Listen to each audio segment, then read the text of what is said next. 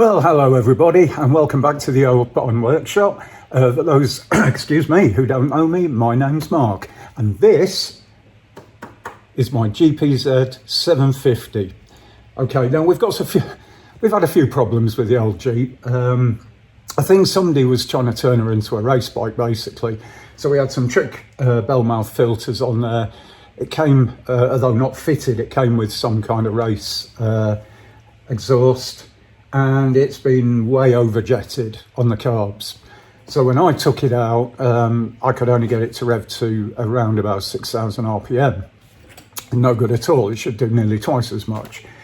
So what have I decided? Well, the filters are going. I have got a modified airbox, or when I say modified, more sort of repaired-ish. There was a piece missing that held the filter into the box, and we've made an adaptation for that so we can put it back in here.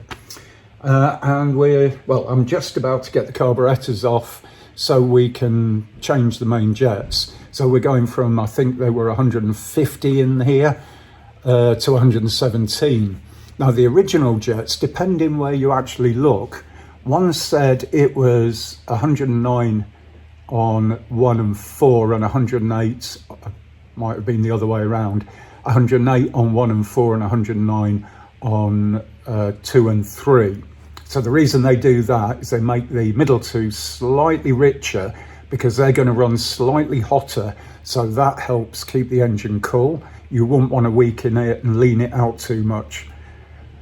I believe that's the reason. Might be wrong. If I am, please correct me. I'd love to know the actual reason. But you can't buy those jets, or I haven't found them. So what I'm doing is I've got the nearest I can. I'm going to put that in. I am going to have a look and see how it's running. I'd rather it be slightly rich, as long as it's not too bad, than weak, because obviously weak can do far more damage to the engine. The other thing is nowadays the fuel doesn't have as much octane as it used to have. So again, if it's slightly rich, it's going to be probably better for the fuel we're running today. Because when this bike was built in 1983, if I remember rightly, you were still running good old leaded petrol. So anyway, that's what we're going to do. Carbs off, get the jets changed. We'll have a look at that on the bench, and then get this bike rebuilt. So when it's rebuilt, I haven't got an analyzer to check how this is going to run. But when I took the plugs out of this bike a while ago, they were absolutely black, telling me it was running rich. So what we'll do is we'll go for a test ride. The bike is now fully legal, historic status. We'll take it for a run. We'll check out how she goes. Can I open the throttle above 6,000? Will she respond? Am I getting cough splutters and backfires? Again, a very common thing with an over-rich bike. And if all that's good, then we'll just run her for a couple of weeks, take the plugs out, see if they're cleaning up. All good. Let's get to it then. So what I'm showing you here now, this is the inlet rubber that couples the engine to the carburettor. So this gives a little bit of flexibility and damping. And as you can see, it's cracking a little bit there because these carbs would have been supported better with the air filter box, and that hasn't been there. Plus this is old rubber, but they're not passing air, so the cracking I can live with. And this is the screw of the clamp that holds them. I've already undone that one. I've got to struggle and try and get the other one. Right, that's done. So let's go to the other side. Right, hope you guys can see this okay. So just like that enough.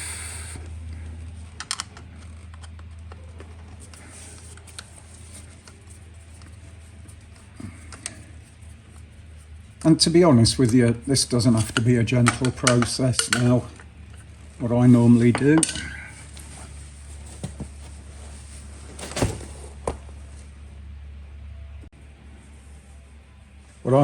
sit on the bike and just pull the carbs off.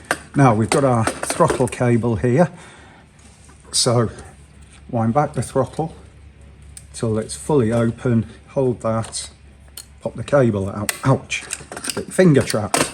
So that's them off. Let's go back to the bench and have a look at these jets.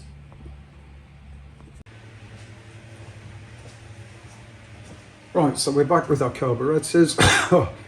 Excuse me, a bit petrol-y at the moment. I have got fans going, but obviously it's not a nice thing.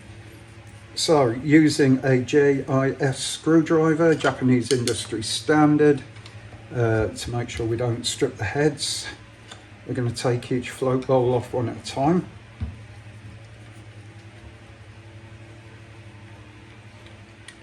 And judging by the amount of petrol that came out, I think I've got my float levels okay. Right, number one. Oh,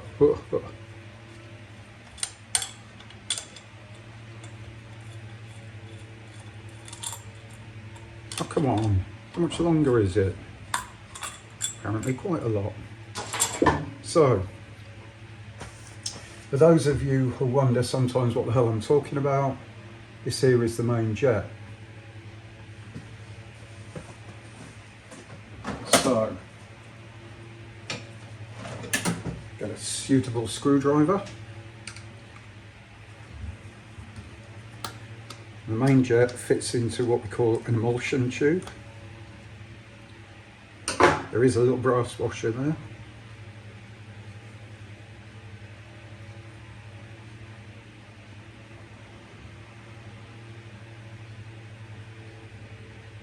Can't quite read that, I'm afraid. My eyesight just isn't good enough. Here are the replacements.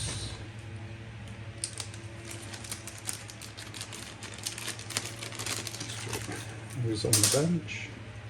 Let's have a look. The comparison. I mean, I'm not really sure how much difference there is there.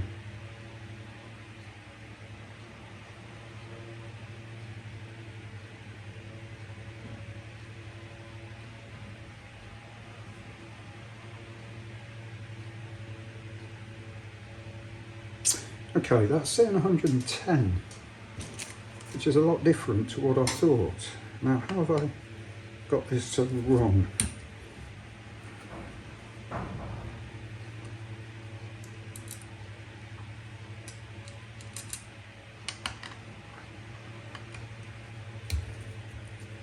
See, it's always a bit embarrassing if you cock up on video, but I guess the most important thing is getting it right in the first place and possibly not worrying about saying you made a mistake.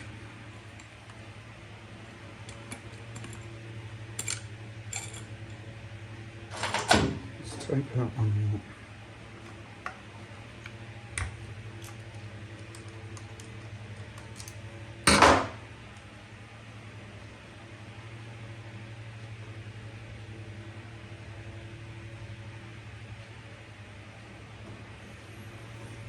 Okay, that's 110 also.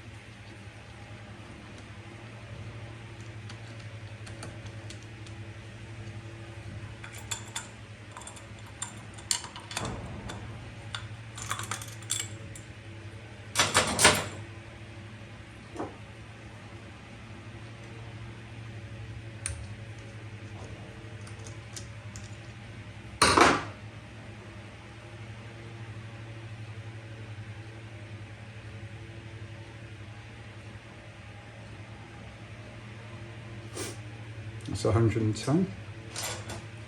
Excuse me. Oh man, you don't want to do that when you've got small parts on your workbench. God, it's so hot here today. Well, it's humid as hell. They did say it might rain today, so maybe that's it. It feels wet. I've got, as I say, the fans going and doesn't seem to be doing much.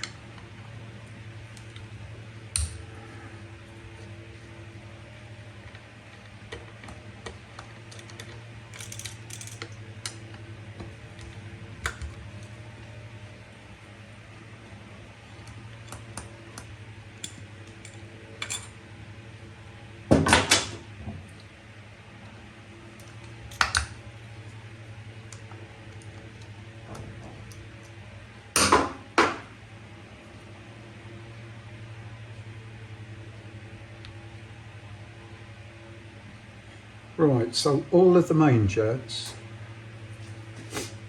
are 110 mil.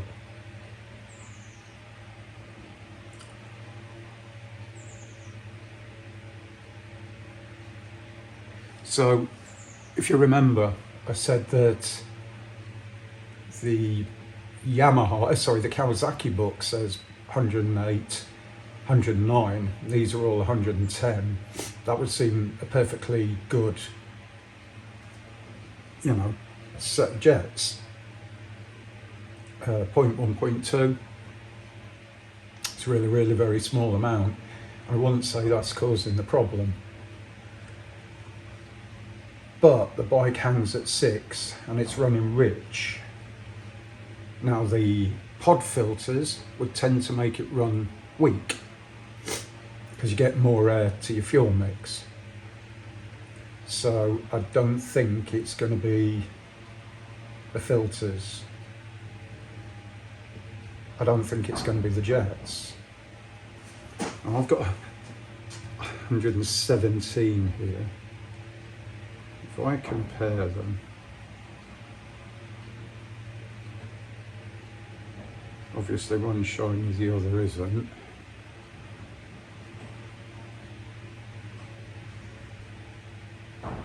I wouldn't say I can really see a difference.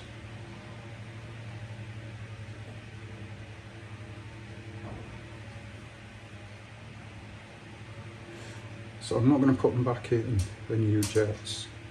I just don't see the point. So what else can be a problem? I mean, I guess there's a chance it could be timing. But it's electronic ignition. We'll come to that in a while. Before I put these carbs back together, I'm going to check the float height. So I'm going to shut down my phone, do a bit of Googling, and see if I can set the float height just by measuring from the deck to the top of the float. Sometimes you need to put them on and put a hose on here and open the screw and look and see how high up here the measurement comes. But I might be able to do it just straight off here with a vernier, because it might be that the float height's wrong and that's flooding too much fuel into the float bowl. Certainly when I tipped them upside down, the lock came out. Okay, let's crack on and do that. Okay, well, I got things badly wrong. This is the book, the Kawasaki Genuine Manual, and it quite clearly states here that the main jet should be 110. So the jets I've just taken out are the correct jets and they need to be put back in. And why he was running bell mouths with those jets, I haven't a clue. But what it does make me start to wonder is, why is this running so rich? So the next thing it says in here are things like pilot jet, 2 turns out. So we'll check that in a minute. Service fuel level is 3 mil plus or minus 1 millimeter. And the float height is 18.6 plus or minus 2. So I'm going to get to the right pages and we're going to go through this, and you know, hopefully when I put these carburetors back on, the old book of words has been used and things should be good. Okay, so let me show you what I've got here. What I've done, I've made up a small adapter pipe that fits on the bottom of the carb, And then you've got the clear plastic there. You can measure that up against the car body and see where your fuel level is. Let's try that again. You can measure that up against the car body and see where your fuel level is. Okay, so that's good. Then I've got my temporary fuel can strung up here, plumbed into the carburettors, which are held in the vise. I thought, right, I'll go through and do one at a time and we can get all this set up. Yeah, no, not on your chance. Never in this world is this going to happen. Why? I'm going to try and show you. So that's just, you can see a little hole. In there is a screw. Yeah, I don't know how well you can see that, but somebody's taken a hammer to it and totally mullered it. So I thought, okay, let's move on to the next. And as you can guess, number 2, mullered. Number 3, mullered.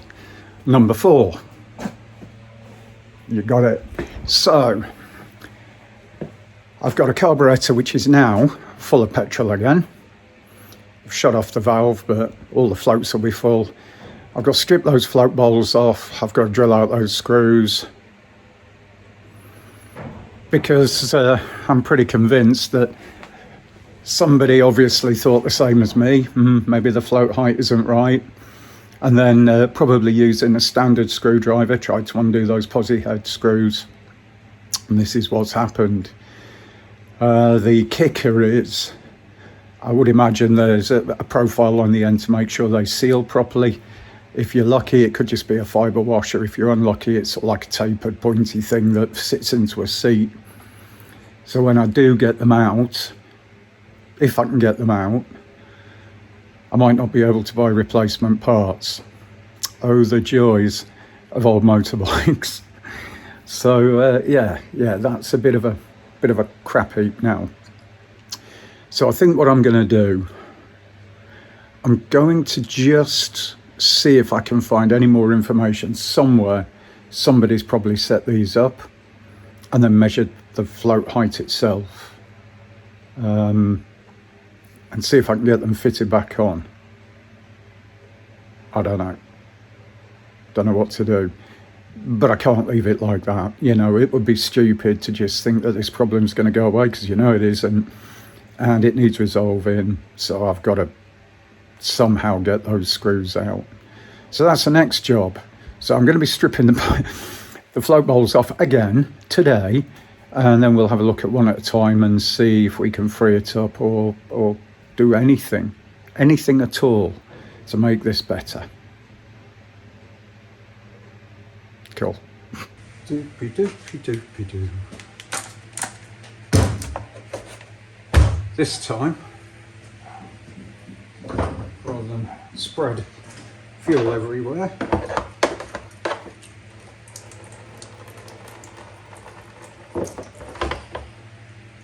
let them drain in the bucket they're meant to drain into.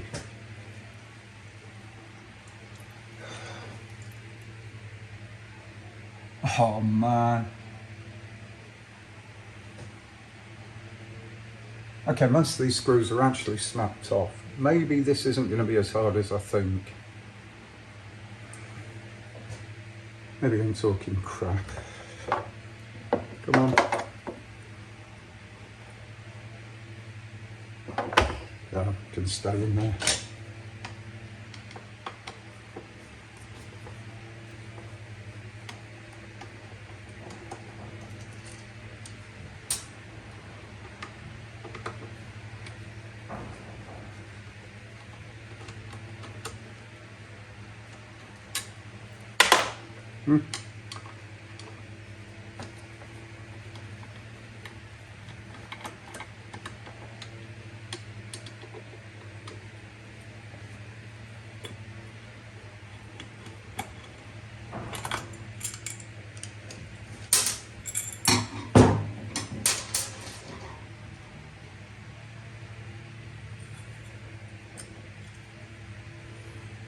Okay, so I don't know if you can see that, but there's like a tiny little dot thing there. Well, that's the end of the brass screw. So that tells me it has a tapered fitting. I really think we've got our work cut out for us here. I'm going to take them all off.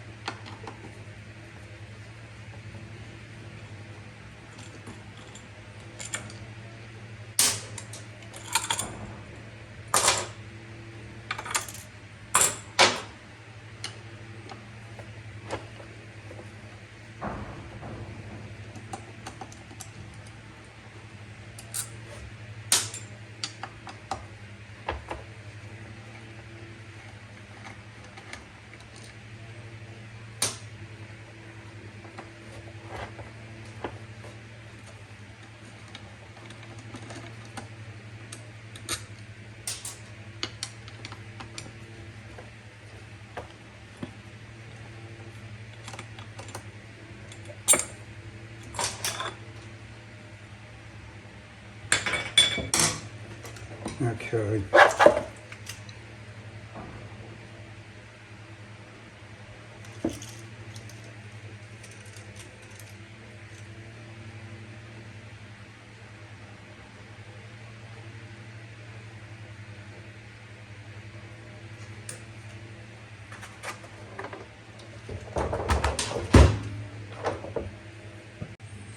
Right, everybody, let me remove the carburettors. So now you're looking at an almost white cloth. And I'm going to try and show you what's happened here. So let's get a torch. It's really difficult. I've got the camera set to quite a high zoom, but let's light it a bit better. Right. So that's meant to be a screw in there, and you can see it's just a mess. I don't even know what that is. There's another one. Looks like the head's been sheared off it and just left the pin in there. Screws out. Let's have a look at this one. Come on, screw out. Okay, yeah, I mean, there's not even a screw in there. It's just a, well, don't know. So this is what it's meant to kind of look like, although that's stripped. Like a little posi, well, it isn't, it's JIS standard. A little posi screw there. So if we look into the float bowl, so that little dot right at the bottom, that's the other end of the screw, and it kind of fits in. I'm guessing that will be tapered. And I'm guessing what happens is fuel gunk gets into these, and that's it. Right, so just going back to the screw again, I don't know if you can see. Come on, focus.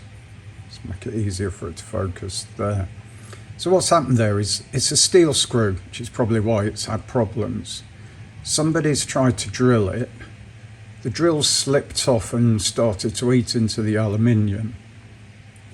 Now I thought these were brass, but they're not, they're steel. And as I've focused more and more, because it's easier to see it without. There's another one that's been drilled out and it's slipped off. Angle, come on, focus. Yeah, you can see the steel bit that's left in has gone rusty. There's a third one, you can see that's been, come on, focus, drilled off angle. So anybody who knows me well enough knows that I'm not a person to quit. So I've just had a quick look on eBay and found somebody who's selling two. Right, they didn't have 3 or 4, they had 2, and I thought, okay, it's a start. And then I thought, right, let's have a look at the others. Can I salvage them? Now, this particular one, the screw was actually in it. And using a proper JIS screwdriver, I've managed to actually get the thing out. And I don't know if you can see, these are quite complex.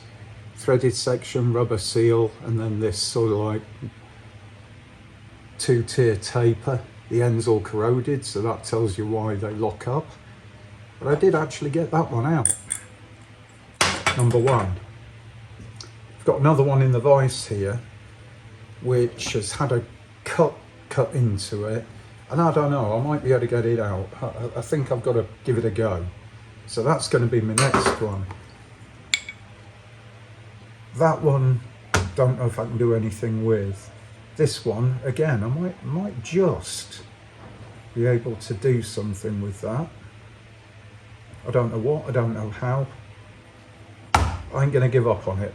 So I'm going to set up the camera, you can watch me struggle like hell with this one in the vise. Just for the shit of it. Alright guys?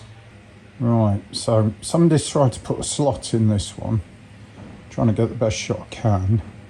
And that's what I'm left with. I've even drilled a hole right in the middle of it. Let's see if I can get that to budge. Should be good fun. I want to use some heat, but everything stinks of petrol. Right, give me a second. So time's not even 2:30 yet.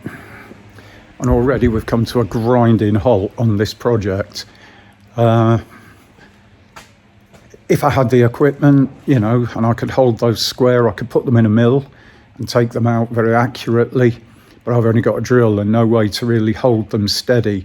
I could maybe make a jig and use the 4 screw holes and screw it to the jig and then put it in the vise, but flipping heck, I don't think I've got that much time in my life. So my options are,